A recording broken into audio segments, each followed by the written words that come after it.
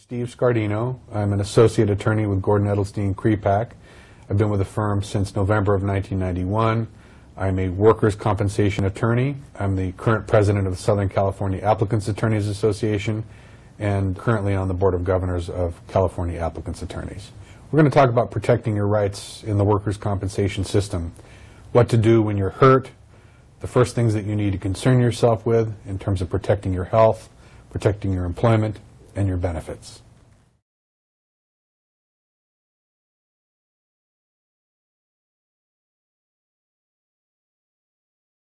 There's three major steps. You want to make sure you notify your employer, file a claim form if you can, and on the claim form make sure that you list each and every body part that was injured in your industrial injury. If you're not sure, take an inventory. Make sure that you know what hurts, put it on paper if you can. If you notice something that you didn't put on the initial claim form, you can always add it later. Make sure that the major stuff is included on the first claim form. Also ask for treatment if you feel that you're in pain.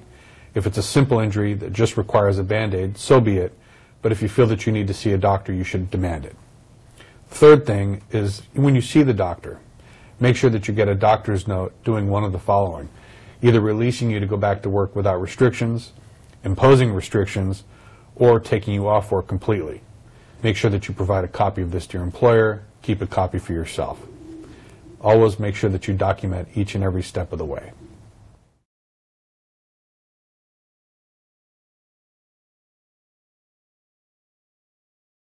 Once you file a claim, you can expect to be contacted by an insurance adjuster or their investigator. Be prepared to make a recorded statement. This is a crucial time for you to make a decision about whether you want to do that under penalty of perjury or contact an attorney. If you contact an attorney, you should stop the discussion at that point and consider allowing that to continue at a deposition under supervision of your lawyer later on. A better way to say it is stop talking to the investigator if you contemplate getting an attorney. Let them know that you're looking for representation and move on as quickly as you can. If you're speaking to the adjuster during the normal course of claim handling, be careful what you tell them. They're not your friend. They're there for the benefit of the insurance company. Make sure that you keep things very, very simple, honest, and accurate. Also, keep in mind that you may have either a chronic injury or a specific injury. If you slip and fall on the job, that's clearly a specific injury. But if you notice you're sitting at your desk and your wrists begin to hurt, your neck is aching, your back is aching, and you can't remember any specific injury, you could have what they call a continuous trauma injury, or something that's repetitive in nature. Computer use, prolonged sitting, repetitive bending, lifting, and stooping are all things that cause these injuries.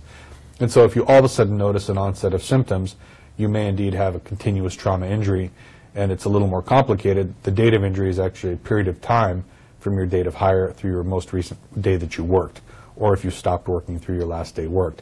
You should probably consult with a lawyer before you put pen to paper, but consider filing a continuous trauma if you're sure that it's work-related, but it doesn't relate to a specific injury.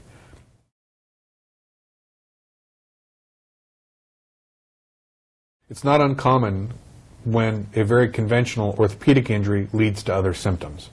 A good example is a back injury. The protocol for treating a back injury is physical therapy, but also 3 separate medications. One is a muscle relaxer, the other is a narcotic, and the third is a non-steroidal anti-inflammatory, something like ibuprofen or naproxen. All 3 of those medications cause symptoms. Narcotics can cause gastrointestinal upset. Muscle relaxers can cause dry mouth and other problems related to sleep disturbance. A non-steroidal anti-inflammatory, something like naproxen, that can affect, among other things, your heart and your upper gastrointestinal system. You have to be extremely careful with the use of those medications. Other symptoms, including stress, obviously cause sleep disturbance and may have to be treated separately and ultimately evaluated separately.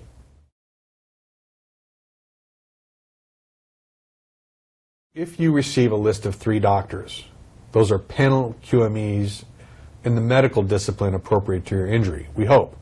But you have to review this with a lawyer. Number 1, to make sure it is the appropriate doctor.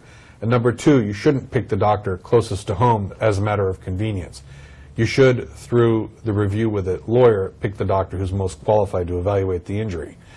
It's not uncommon for there to be 1, 2, or 3 bad doctors on a list.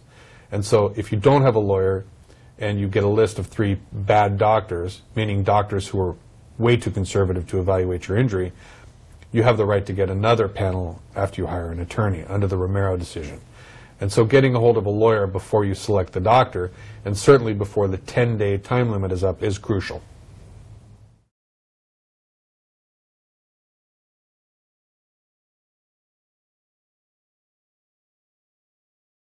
If you notify your employer and they either refuse to give you a claim form or refuse to provide you with treatment, you're going to have some intervention at that point.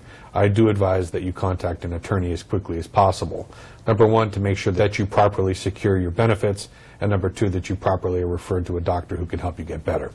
The idea is to get better and keep your job if you can, and to move on as quickly as possible.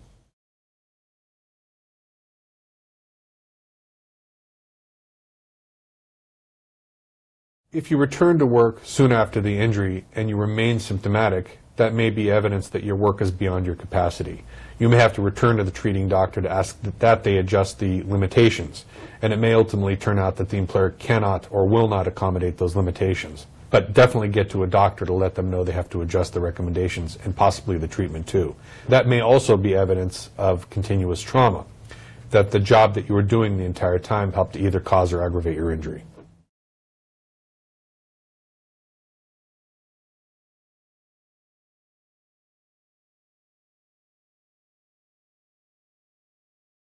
If your doctor ignores your requests and your concerns and your physical complaints, it's real important to consider a change of treating doctor. Either your attorney can arrange this, but if your employer has a medical provider network, you're going to be limited to the doctors on their list.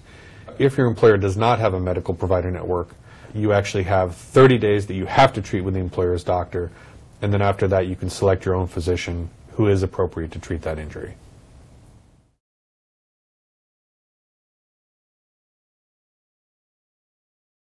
You can best prepare for a future work-related injury by pre-designating a doctor. This has to be a doctor who you've already seen, a doctor willing to treat you in the event of an industrial injury, and hopefully somebody willing to put their name on your pre-designation form. That doctor has to be somebody who you trust, somebody able to treat even an industrial injury, and you want to file that with your employer, keep a copy for yourself, and always keep that in mind if you're injured in the future.